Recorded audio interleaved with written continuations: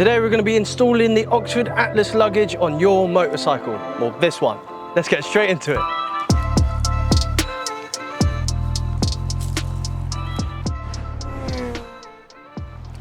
So the bags that we're going to be using today are going to be the B30, the T20s, actually two of those in our mounting process. We're going to mount them side by side, and we're also going to show you how to stack them. So two different variations out of a variety that you can choose from. This will work for any of the Atlas luggage range, so that'd be the T10, T20, T30 or the B20 and the B30. It will all work. The first thing you need to get out of your bag is the ones that are provided with you, the hook loops. There'll be 4 of those in the bag. We're going to mount them onto the frame if we can. Now if you can't do that, there's a big old strap in the middle there as well inside that bag that you can wrap around said bag and the seat.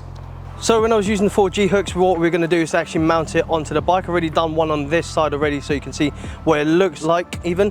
What we need to do is make sure there's enough space between the seat and the actual buckle so it doesn't clamp down onto the buckle, because then your seat won't be mounted onto your bike properly, right? So we're going to move on to the other side. I'm going to show you how to do it properly and through the actual frame. Just find somewhere substantial that's sturdy, that won't break, won't snap your cable or the loops, and you should be perfectly good to go.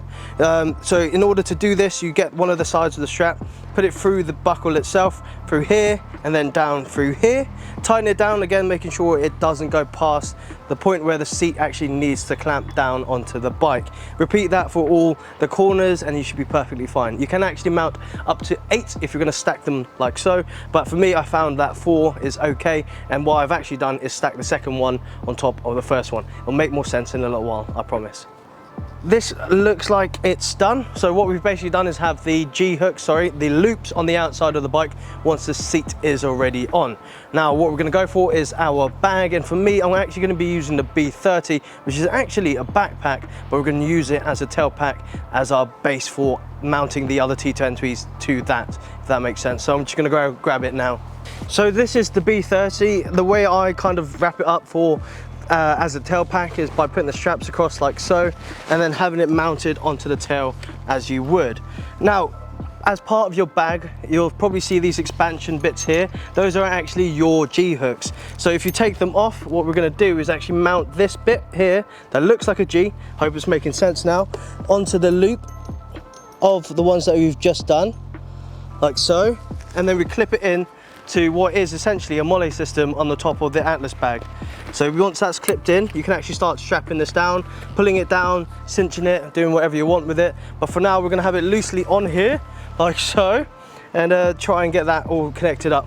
So the B30 is a little bit too big for this bike, I would say. This was originally on my Triumph Bonneville, so that could actually cater for the B30 in terms of space. But what I'm essentially going to do is this little molle system that goes in the center of the bag can actually move up and down the bag in these allocated slots. So I'm going to move it up further so I can actually have a secure place for it to cinch down on. So what we're going to do now is going to stack it, like I said earlier. This is going to be the T20. Have it in any orientation that you would like, because sometimes when you pack out the bag it might be heavier on one side than the other. So I'm going to have it stacked in a opposite sort of situation. So we're going to have it like this, and what we're going to do is take the G hook off of the T20 and connect it to one of the connecting straps on the B30. So you'll find these little grey tabs here where it can hook into. Or if you did go down the route of having more loops on your frame, then you just connect it up to one of those extra loops that are hanging out the side of your bike. So now this is going to be the double stack. I wouldn't suggest going any higher or taller. As we all know, if you've ever been on a tour, if you stack it too high, it starts to get a bit wobbly like the Leaning Tower of Pisa. So the next option that you can do from here is actually mount it on the sides if you do want to have more bags mounted onto your tail of your motorcycle.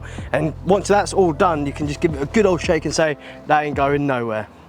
So the beauty with this bag is the fact that you can actually have it mounted side by side, and the cables that are provided will be more than long enough to accommodate that. So what we're going to do is unclip 2 on this side here like we did earlier. I'm going to grab the other T20 and we're going to start feeding through the G hooks across the molle system on the bottom bag, the B30, and onto the other side of the T20. You'll see that in a second, it'll make sense. There's going to be multiple ways of going about this, but this is just the way that I've chosen to do it. It seemed to work on my way up there to ABR and on the way back, so I'm going to stick by it. So we've got this longer bit of the G-hook here that's already connected to this bag. We've just taken one of the G-hooks out, and what we're going to do is going to wrap it around the B30 until we once again on the other side find a grey hook that is free for us to literally put the G-hook through and in. So same goes on the other side. This time I'm gonna have to try and feed it through the B30 and the T20. It's just gonna go into this little gap down here and onto the grey hooks on the other side of the B30. So this should do it. This should be its final form, let's say, and just shake it around to make sure it's not gonna go anywhere. Make sure to tie up these cables on the side there, and it should be perfectly fine for your tour. Now I'm not going to say go and tour on an MT125, but if you do choose to, good luck to you, Godspeed. And if you did like this video, give us a thumbs up, comment down below what you think of the Atlas luggage. Be sure to subscribe, ride safe, and we'll see you all soon.